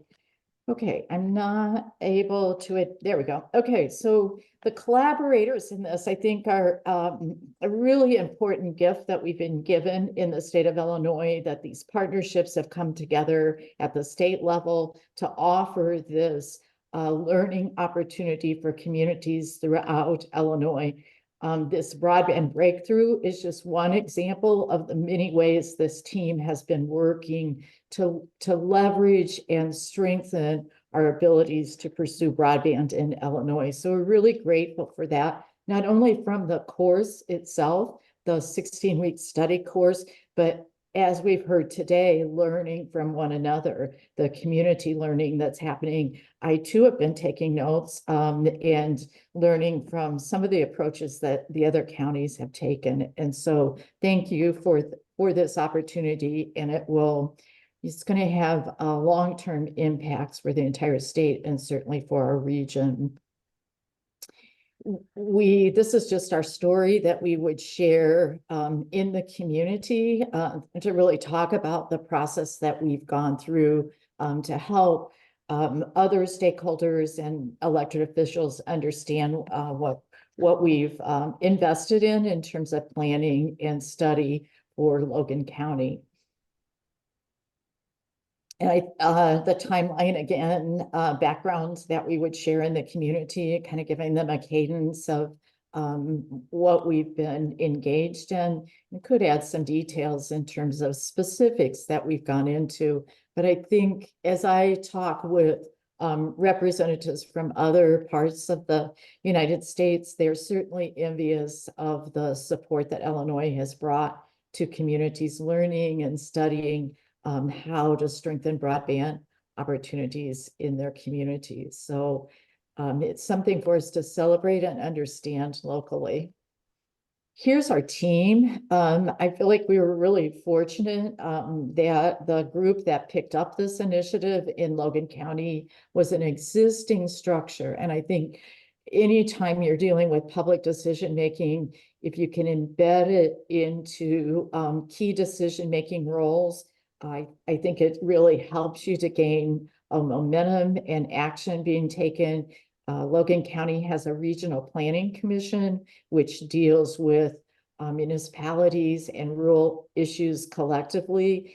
And so we really worked primarily from that regional planning council perspective, and it had countywide representation, which you can kind of see in this listing here. We also brought in the Logan County Farm Bureau and the County Highway Commission, because nobody knows rural more than your county engineers. So they have a great understanding of the communities and the geography that they're serving. Chair of the Regional Planning Commission for Logan County is a producer. So his perspective, along with Ron Kindred, who is with the Illinois Soybean Association, was really instrumental in helping us think about and touch those rural areas. And then Keenan Leesman, we're going to talk about Keenan and this Regional Planning Commission more in terms of what was already in motion in Logan County and kind of the reason why they wanted to engage in this effort. So I think the urgent need that was called out by the Illinois Soybean Association is that we really to maintain our competitiveness in agriculture, we have to keep finding new ways to expand that productivity. And technology is going to be a key part of that. And so I think that's our urgent need for Logan County and many of our rural areas. Their economy is really based on agriculture. We heard from presenters. This is just a simple illustration. The thing that I say all the time is that every piece of equipment that is crossing farmland today has technology embedded in it. And the challenge for that producer is really to access that information and utilize it. So here's all the different ways that it's being utilized. And we certainly heard great presentations as part of our series of the primary uses of precision agriculture and the importance of digital ag in decision-making, increasing production and profitability for agriculture. So I think our mission statement is not unlike what any of the other counties we're looking at, but I think we're just really trying to create that network that has access to affordable, and I want to emphasize that because in our survey results, that was the key stumbling block, that folks are not finding broadband affordable, and we don't have high speeds. So those two phrases are critical to the work that the county's involved in, and really creating that connectivity to the masses or to everywhere in the county is the quest that we're about.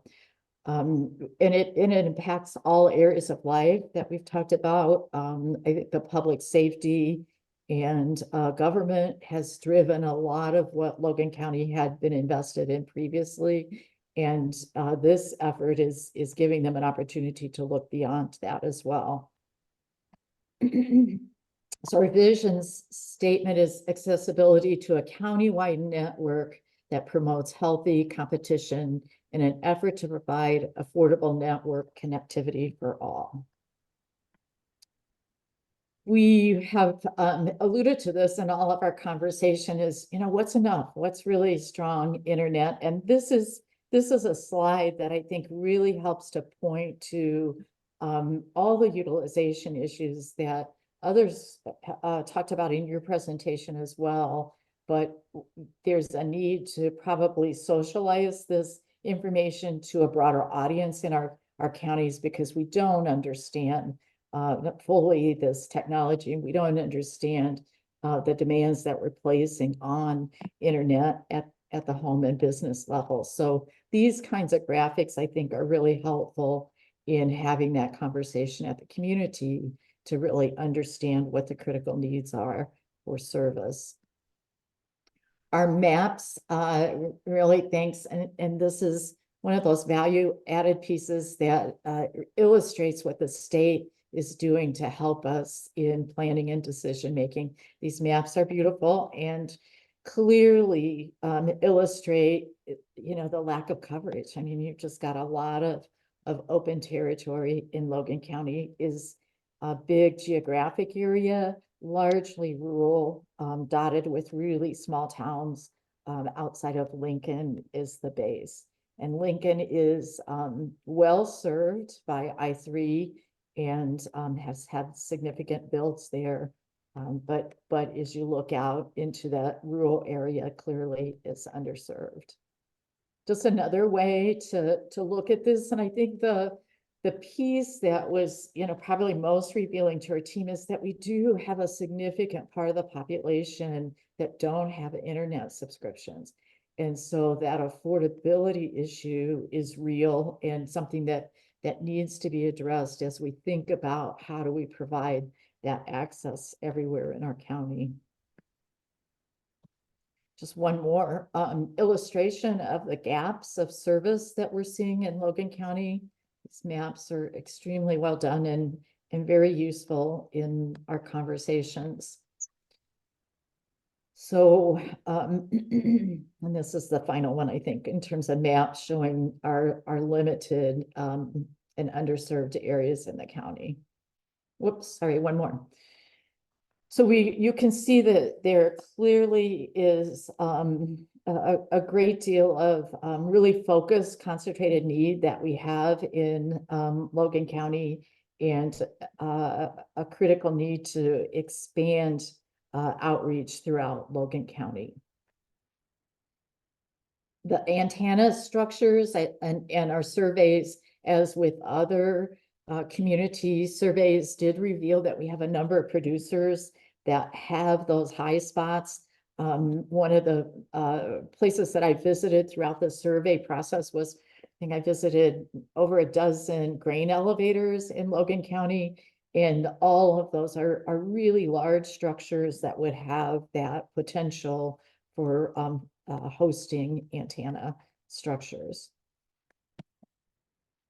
So we had limited participation in our survey, and we worked really hard at getting that out, but nonetheless, we really did develop some understanding of what some of the issues around broadband and connectivity are for Logan County. I think the contradictory stories that they told by the survey responses is pretty insightful, because here we have people saying that they're satisfied.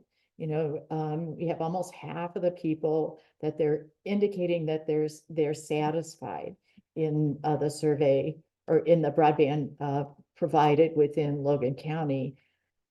But if you look at the next part of it, 85%, they also said 85% of the respondents reported needing to resort to cellular data for internet. And, you know, we've heard time and time again that cellular is not the same as internet connectivity. So we have these conflicting reports. And so people haven't experienced strong internet, so they may not really understand the potential or power behind having high connectivity or broadband. And then here's additional contradictions to being satisfied. We've got people saying that they're not satisfied with the affordability, they're not satisfied with the speed of their service, and they're not satisfied with the reliability. And you know, a small percentage saying they had no access at all, and we clearly could see that on the map. We did collect some good speed data that could be used to report in terms of the FCC data and the mapping. And Shabika was, you know, really helpful in kind of tweeting that out, and Nancy in the surveys that can be reported out. So the pain points are real, and always those broadband stories really help us to understand what families are dealing with, and you know that this is a long-term issue that residents in Logan County are experiencing. Logan County has the opportunity to really grow and thrive as a bedroom community. They're right between Peoria, Bloomington, Springfield, Decatur, in beautiful countrysides. But without access to broadband, that opportunity is going to be lost for them to grow and support their small communities, which are, you know, beautiful small town living. So I think these pain points are really important for us to, you know, to understand, and would be some of those key letters of support that we could solicit in seeking, you know, state or federal funding going forward.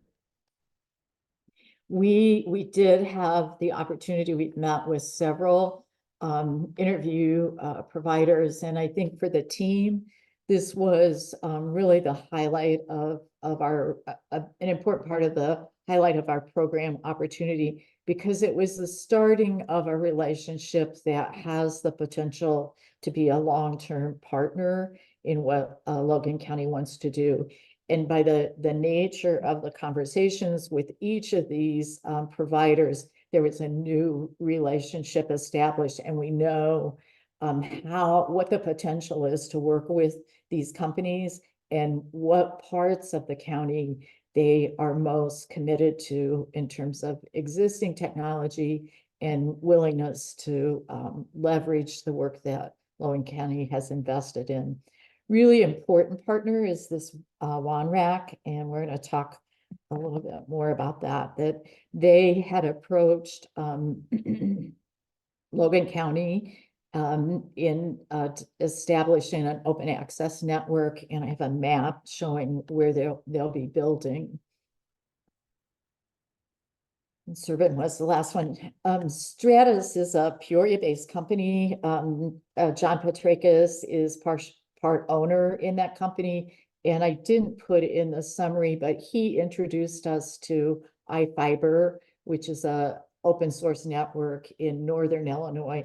And that too was a very productive conversation and an opportunity to learn how their open source network was built and maintained, and that connection will help to inform Logan County strategy going forward.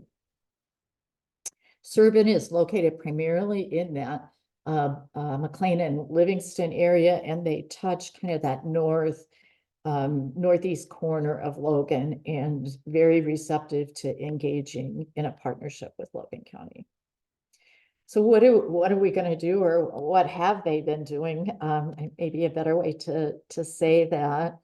One of the things it looks like the teams did look at existing Connect Illinois grants and other, funded requests that are happening in our counties. But that map reveals that we have a portion of the county that has a Connect Illinois application in for serving the rural areas. So we did not make a connection with Connexicon, but that's on our list of groups to follow up with. But the driving force for Logan County is this middle mile network that you see in this map. So the Regional Planning Council under Keenan Leesman's leadership, and that with that board's endorsement and support, the county board, they made application to Connect Illinois early in the rounds with WANRAC to build this middle mile infrastructure. And it really was a public service venture of getting into every single community in Logan County, providing that middle mile infrastructure, to spur further investment by private ISPs. And so when I mentioned the importance of those ISP interviews and building relationships, it was a great kind of litmus test, or gauging who the potential partners might be in Logan County to take that middle mile infrastructure and do their own build in a targeted geography of Logan County. And most all of them, are ready, willing partners. And so that's going to be a big part of how Logan County moves forward. So this map really tells the richness of the story of where they've been and where they will be going starting this summer with that middle mile infrastructure build. So right now, implementing that Connect Illinois award, that is a public-private partnership, Connect Illinois, Logan County Board, and WANRAC have collectively invested to build that middle mile infrastructure network. And so the contracts are being written, the agreement language is being crafted as we speak, and we're wanting to build a timeline that coincides with the building out of the infrastructure that brings in these private ISPs to be a part of that planning and build construction. So that will happen over the summer. There will be, a cadence or priority zones identified based on needs. Right now, it sounds like Beeson is the community where the build will start. And, we'll begin those conversations with ISPs, the communities, and kind of build out that, not only the middle mile infrastructure, but determining where that connection for the internet service providers will be. It'll be important, and as this work happens, to really have public conversations, community meetings that coincide with the build timelines, getting them ready, hopefully to overcome any kind of concerns that people have with disruptions to easements or land, the connectivity along the route and path, and just to help build understanding of what's happening and how they can take advantage of the new development that's happening in their community. This is the quote that Keenan gave us when we met with Bill, and as we were wrapping up our planning process. I think this breakthrough planning process has really been, Keenan's words, icing on the cake for Logan County's middle mile infrastructure. It's really helped them a great deal in making connections needed to build out their broadband network. So that's where we're at. We have, I think, we want to have meetings with Connect Illinois.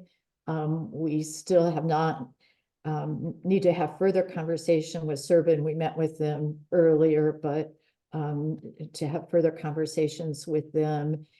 And I'm not remember, there's a third ISP that we still need to meet with too. And I'm sorry, I'm blanking on that name right now, but so those ISP conversations, community meetings are what we'll continue to work on through the summer.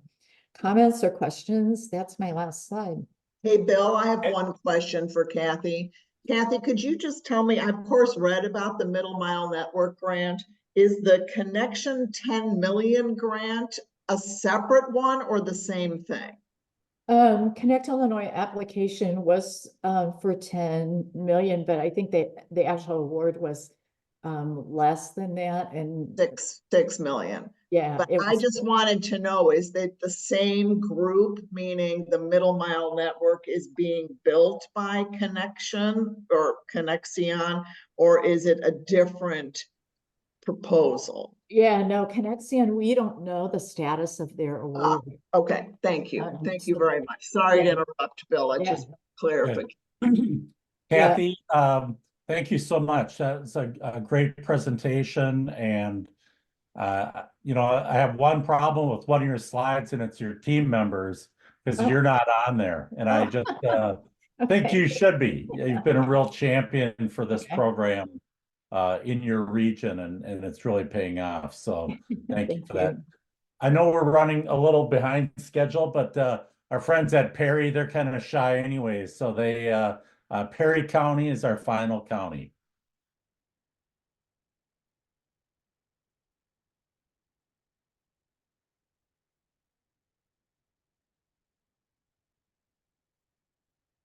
Jennifer, are you guys there? I can't hear you. I see Doug from Perry.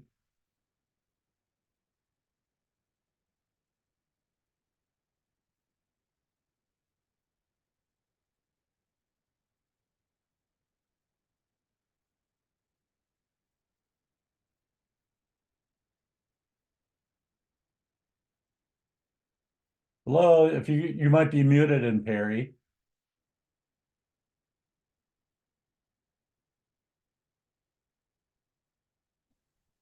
Hey, Bill, I see Jennifer on, but I don't know if they're not hearing us. And they would have the presentations and stuff. I'm in a separate location. Yeah. I know how hard you all have worked. I do want to thank everybody for sticking with us for 16 weeks. I want to thank Bill and Reed in particular, and obviously our partner in crime, Nancy. She's always just incredible with the survey results and the kind of outreach that she has to the extension offices. But I also want to extend a thanks to all the community liaisons who I know, you know, act as the eyes and ears for Bill and Reed as we go through the program. And then a big shout out to John Kostelnick and the team at ISU, and Shubika, who of course does all the amazing mapping. So I know you all thanked us generically, but it's my job to make sure that everybody feels very recognized for sticking with the program and helping us through this. And then finally, a big shout out to Todd Main and his team at Illinois Soy who have funded this program. And so I know that Todd is recording this and listens after the fact, but it's really great that, you know, they have been very involved and really spurred the involvement of the greater agricultural community to participate. So look, it starts with the teams, and you guys deserve the biggest thanks of all. And I have to say, you know, I'm always stunned when I hear these presentations after 16 weeks. terminology that may have been unfamiliar. Then by the end of it, you guys are throwing around unserved and underserved and speeds and technologies and talking to your broadband providers with a degree of intelligence, and that's warms my heart. And what warms my heart most of all is you've built a team of small A advocates for your community, and that it all looks like you're going to continue the work going forward. Please know that the people here at the Benton Institute are happy to be in touch with you whenever you need our help. And Bill, again, thanks so much. I think it looks like you're ready to hook up the last team, right? Yeah, I think, I hope so. They weren't on the call. They thought we had a meeting at 2 o'clock today, so I'm not sure where that happened, but Jennifer, are you on now? Not yet.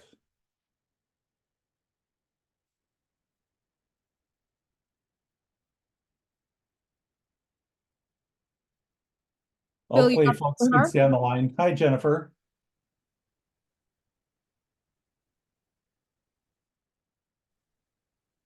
Are we here? Yes, hi. Oh my God, I'm so sorry. That's okay. Please don't hold this against me. We're out picking blackberries. Okay, so how do I get my thing loaded here? So you can click the green button in the bottom middle. It says share screen. Yeah, okay. And then it'll say which screen do you want, and so it's you want to pick your PowerPoint slides. It's not in here. Okay, well you have to you need to go and open that file. Perry County Broadband Connect. Yeah, Nancy, go ahead and record. This is what we kind of came up with. Next slide. And these are our collaborators, the Benton Institute, Illinois Innovation, as you all know. Next slide. The team to make the dream for Perry was Jennifer Martin, Bruce Morgenstern, Brian Otten, Chuck Genizio, Doug Clark, Lisa Stanton, and Jeff Ashour.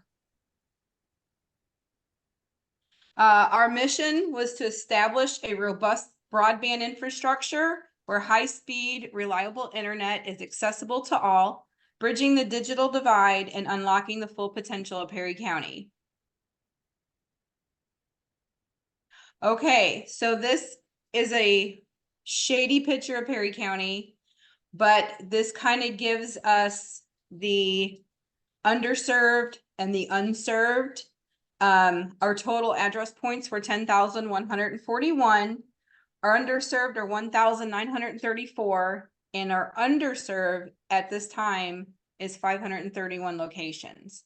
So total we have like 24 address points that need help. They need internet. They need broadband. Perry County Connect offered the county a speed test survey, which was roughly a 6-week window of opportunity to test current provider capabilities. We had 240 responses, and some of the responses were moved from cable to fiber, more reliable service. We have to use hotspots, internet not available at our address. Been trying for 12 years to receive internet with no avail. Sparklight is too expensive. Have to add a Wi-Fi extension device or a signal does not reach across the house. We live too far out of county. Have tried 3 different providers. All 3 were very disappointing. 300 feet from city limits, can't get internet. Another complaint was it takes 20 minutes just to send an email. Survey says 85% of our respondents reported needing to resort to a cellular data for internet, 55% not satisfied with pricing, 72% reported access and speeds that represent being underserved. 67% reported using their internet for educational purposes for K through 12. 25 are using internet to support a home-based business. 64% are using internet for cameras, security, and surveillance. What is our priority in servicing Perry County? Provide every resident and or business with broadband internet. Provide affordable, reliable package plans. Provide students and teachers with excellent communication via computers. Provide lag-free telehealth care services for our patients. Provide home-based businesses the internet they need for success. What have we learned? Wireless does not cut it. Copper has been a nightmare. Many residents work from home and require reliable lag-free services. Many providers offer packages that they do not deliver. Also feel free to run a speed test and call them about their results. We've learned not having qualifying internet has potentially hurt the influx of any new residents, and not all providers are created equal. Okay, so this is the map. The purple represents our underserved. The pink represents our unserved. The little black marks are where our schools are. So you can see where our schools are. Many students, surrounding these districts need help. Like I said earlier, an estimated 2,465 are without internet services. This is fiber broadband within the county. This is where either we have the RDOF with Charter, or we have the main branches inside Pinckneyville and DeCoin that are receiving it. Obviously, it's always in the middle. The seat of the counties, the seat of the towns are always the ones that, get the gold first. The blue represents 25/3 service areas. With the bead survey, I don't know how accurate that is, or how accurate that has, if it's changed any, but that's the map that we have today. Prospects. So we interviewed 4 companies. We interviewed ProTech, Frontier, Egyptian Co-op, and WTK, which is Western Tennessee and Kentucky, and they are also a cooperation. They're a co-op. Who made it to round 2? That would be ProTech. What was it about ProTech? Well, they're locally owned and operated. They will go ahead and they will set up a house. The county actually has land that we may be able to lease to them, so they can build an office with a centralized, what do you call that? A centralized, where everything comes in, where they'll be able to monitor. Central office. Yeah, they'll be able to center. have a central office. They were established in 2016 as a fixed wireless. Currently serving 1,500 fixed wireless subscribers and 944 fiber customers. Their first fiber project was in 2020. The Connect Illinois Round 2 grant recipient in 2022, completed project in 23. Connect Illinois Round 3 grant, they had 7 of them, recipient in 24, construction starting very soon. 2023 established a new focus in providing highly reliable underground fiber optic networks to rural areas in Illinois. Where is our first priority? So the most important areas to be served first by ProTech will be all of our underserved and our underserved residents. In these areas, it will be up to the homeowner to accept the installation and services that they provide. Our community is very vital to the success of receiving fiber optic internet services. And as time goes on, it is this board's wish that all landowners will have the opportunity to choose a provider that they are happy with and receive their money's worth in services. Steps to be taken. So upon our second interview, we We are gonna get the letters of you know, the what do you call that? The letters of letters of support. We are started on that.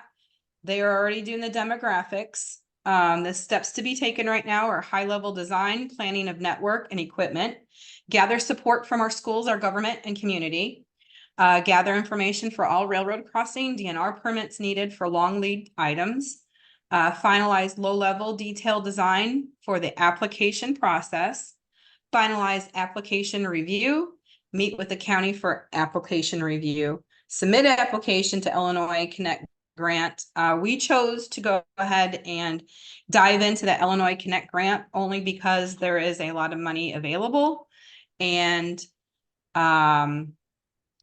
if we do this now, the grant stops on June 30th and project has to be completed by 2026. So this kind of puts us maybe like a year and a half ahead of BEAD grant money.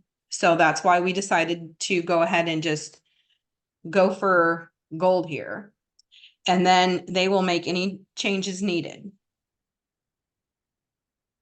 When grant is awarded, they ramp up on needed materials. They submit applications for utility permits for row and county, IDOT, city, and township. They bid out construction labor for the build. They award bid to contractors, and we start building. Is that it? Oh, no. Funding prospects. We will first be applying for the Illinois Connect grant money, which is a state grant. Within the next month, ProTech will start. Be quiet, I'm on a Zoom. Within the next month, ProTech will start the grant writing process, and if awarded, project has to be completed in 2026. Our second option is to apply for the BEAD grant money, the Broadband Equity Access Deployment, which is from the National Telecommunications and Information Administration, the NTIA. This grant does not start dispersing until 2026 and is anywhere from a 5 to 10-year plan. We are seeking any contributing factors to offset the county's expense. We are asking other leaders in the county to get familiar with ProTech, invite them to a board meeting, discuss the matter at hand in your local community meetings, and get ready for broadband. Great. Thank you for jumping in and providing that presentation right out of the berry patch. We appreciate that. And, you know, it is a, you know, when we met, you know, in the last couple of weeks with your plan, you know, it seems funny that Jennifer is saying, well, you know, how are we doing? I says, well, you have a broadband provider who's aggressive, who's successful with grants. You're ready to charge ahead immediately. I said, that's, you know, that's the winning strategy, right? And so great to hear that. And sometimes a provider partner does emerge that is clearly a great partner. Sometimes it's, oh, we have to talk a lot more and sort it out. But for your team, that seemed pretty evident of who the partner was and so on. And so it's well, you know, we didn't have 15 people. I mean, we just couldn't get, my goal was to have 15 people on this board, and we just couldn't get people committed. They had other things to do. Lisa Staton was really great. She joined on the Zoom meetings every chance she could. But the main, the main body of this really, it was like everybody had something to offer that put miles on such a short time. We were able to do a lot of things. Good. A lot of thinkers, you know. Well, that's great. And, you know, we often talk about team members and then people of influence that you can bring in at particular times for particular things and use them as conduits to other communities. And so, you know, but the results are the results. And it's exciting to think that, you know, that, and we heard this from Matt Schmidt, that his presentation to us was that there still are Connect Illinois funds and continue to send in applications. So and your company is certainly very experienced at pursuing those, and the state seems to like them if they received project funding for 7 different projects. So way to go. So thank you, Jennifer, for that. And I'm Well, I sorry. apologize for missing everybody's presentation. I am Yeah. so sorry. Well, we'll send you the video and then you have to send us a report. Okay. So, great. Are you joking? I am joking, yes. But I'm sure you're interested because one of the themes of today is how much everyone learned from everyone else. So, Yeah, send that yes. to me, please. I mean, I would like to look at them all. Yeah. And so we're a few minutes over, and so we're not going to hold you. I just want to, for the communities that are really impacted by those RDOF decisions, you know, that's a lot of stew cooking now at the national policy level around what's going to happen with those federal commitments. Are they going to take back the money? Are they going to fine the companies, and how much? Sometimes the FCC wants their pound of flesh. And is it a trade-off to say, hey, let them off the hook and just get the money back? Is that good enough, or is there going to be punishment? You know, and so I think the companies are maybe delaying to see if they can fend off any punishment or negotiate and so on as this pressure mounts from communities. I don't know. That's all my pure speculation there, but that would seem to be to fit the bill. Well, we found out that there was an internet company LTD that applied for RDOF as well as Charter, and they've already gave the money back. They've defaulted. Yeah. And that was the FCC essentially told them they defaulted because they were deemed incompetent. And so that was a big issue there, but AMG is not, that hasn't happened yet. So we're just going to take a minute, and I know this is difficult for him, but Christopher Ali has been, he's a national expert. He's been watching this whole process. I think he's talked to some of you. Christopher, any feedback for these magnificent communities? It really has been an honor and a privilege to be able to spend the last 16 weeks with all of you. And I am so thankful for you giving me this opportunity. And I have learned so much. And my biggest takeaway is that I'm so inspired by your passion, your wisdom, your experiences. And something that really caught my eye as I was listening to all of y'all's presentations is the coalitions you have built around this, from elected officials to residents to business owners and farmers. I mean, the more stakeholders we can have at the table, the more diverse voices we have and that can be represented. And you all really embraced this. And this is definitely a takeaway that I have, is the importance of building these really diverse multi-stakeholder coalitions. So I really think everyone here deserves a huge congratulations for the amount of work you've all done and the effort you've put in and the dedication you have to getting your communities connected. And I'm so very grateful for all of you. And thank you again for letting me hang out with y'all for the last 16 weeks. Good. Thank you, Christopher. Reed, you've been the man who kept this whole thing in motion, along with Nancy, on the logistics and the meetings, flawless meeting logistics and everything. Any last comments?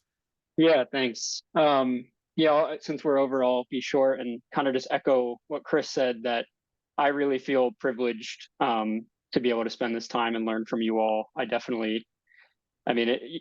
This is my second time fully through the program with Bill, and just every conversation, every meeting I get to sit in, I learn something new, and I really thank you guys for giving me the opportunity, and hope that you are successful in your endeavors going forward, and your strategies prove to be fruitful. So, and as always, my email is your place if you have questions, resources that you have misplaced, if it's as simple as that, or you have questions you want advice going forward. I'll not always have an answer for my own head, but certainly I can pick the brains of the people at the Benton Institute and our friends. So happy to be a resource for you, and please stay in touch. Good. I want to thank everyone who's been involved in this project. There's a wealth of information within those community surveys, customers who want broadband, tower locations. So don't be afraid to think about, you know, if you're really interested, if you want to prove how bad a provider is, and say, well, Nancy, can you run just the frontier data for us? She can do that. And please don't come up with a list of 30 different things, but really think about what's most important for your team around trying to make use of that survey data. But those lists of people who want to have broadband, that'll be a great asset to the ProTech folks, for example. Once they get the money, the county can turn those names over to that provider, and that just shortens their process, reduces their costs, very effective. Don't forget about your tower locations from the Illinois State folks. That's another great map, that matching that up with the survey data from the farmers who said they'd share their locations, their equipment, and so on. So there's a lot of information that we've rushed through this program, but take some time to reflect and say, how else can we use some of this information we've gathered? Don't be afraid to go back and revisit that. So that's my thing there. Make sure you use the folks like Robbie and folks, Grace, and the folks from the Illinois Broadband Lab, the Illinois Office of Broadband. You know, you've met them now, you've made contacts with them. Reach out to them for continued assistance. And it's nice to have friends of influence, and, you know, folks, whether it's at Benton or the University of Illinois or the Office of Broadband, make sure you keep in contact with them. Seek feedback, seek advice, because they're working with communities all over the state. Keep an eye on the whole national scene. They've got that information to share. So thank you so much for everyone. You'll get a follow-up email, of course, following today with a meeting recording. And thanks for all your great work and preparation for today. I wish you great success into the future on this. So, Well, thank you for having all of us. you're welcome. Thanks, everyone. Bye. Bye, Ravity. Bye, Reed. Bye. Take care, everyone. Bye, everybody. We're just a phone call and email away. Take care.